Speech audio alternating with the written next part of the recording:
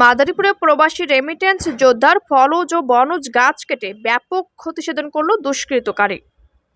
ফাইজুল শরীফ, staff reporter, আলোকিত TV, Madaripur থেকে।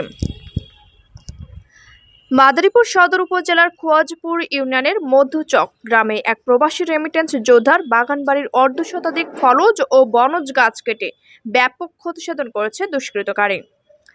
এই ব্যাপারে মাদারীপুর সদর মডেল থানায় একটি লিখিত অভিযোগ দায়ের করেছেন ভুক্তভোগী ইতালি প্রবাসী মোহাম্মদ ওবায়দুল হক। শনিবার 4/1/2025 তারিখ দিবাগত গভীর রাতে অজ্ঞাত দুষ্কৃতকারীরা এই গাছগুলো কেটে ফেলেছে বলে তাদের ধারণা। সরেজমিনে ঘটনাস্থল পরিদর্শনে গিয়ে উক্ত ঘটনার সত্যতা পাওয়া গেছে। উল্লেখিত ক্ষতিগ্রস্ত বাগানের কেয়ারটেকার রেজাউল ব্যাপারী জানান, তিনি রাত 12টা পর্যন্ত সেখানে পাহারারত ছিলেন। পরে তিনি বাড়িতে চলে গেলে সুযোগ বুঝে অজ্ঞাত দুষ্কৃতকারীরা উক্ত গাছগুলো কেটে ফেলে। এ ব্যাপারে খোয়াজপুর 7 নম্বর ওয়ার্ডের উক্ত এলাকার নির্বাচিত মেম্বার মোহাম্মদ দবির মালতের কাছে মুঠোফোনে বিষয়টির ব্যাপারে জানতে চাইলে তিনি জানান, ঘটনাটির খবর পেয়ে তিনি সকালে উক্ত বাগানবাড়ি পরিদর্শনে গিয়ে কেটে ফেলা গাছগুলো দেখতে পেয়েছেন।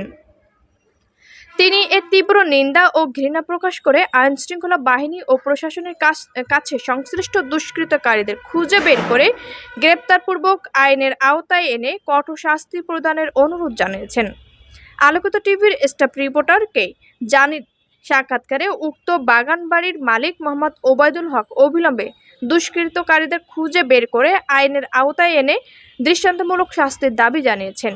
মাদারীপুর সদর মডেল থানার ভারপ্রাপ্ত কর্মকর্তা ওসি আব্দুল্লাহ আল মামুনের কাছে এ ব্যাপারে জানতে চাইলে তিনি জানান, ক্ষতিগ্রস্ত প্রবাসী ওবায়দুল হক ইতোমধ্যে থানায় লিখিত অভিযোগ দায়ের করেছেন।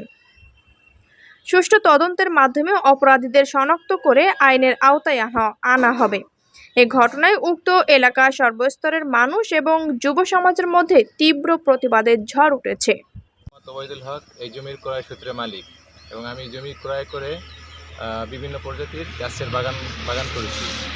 হঠাৎ করে আমার এখানে দেখাশোনার জন্য নিয়োজিত ছিল রেজাউল ব্যাপারী। হঠাৎ করে তিনি আমাকে জানায় যে দুষ্কৃতিকারীরা আমার 50-60টা গাছ কেটে ফেলছে। এখানে বিভিন্ন প্রজাতির বিভিন্ন গাছের বাগান ছিল।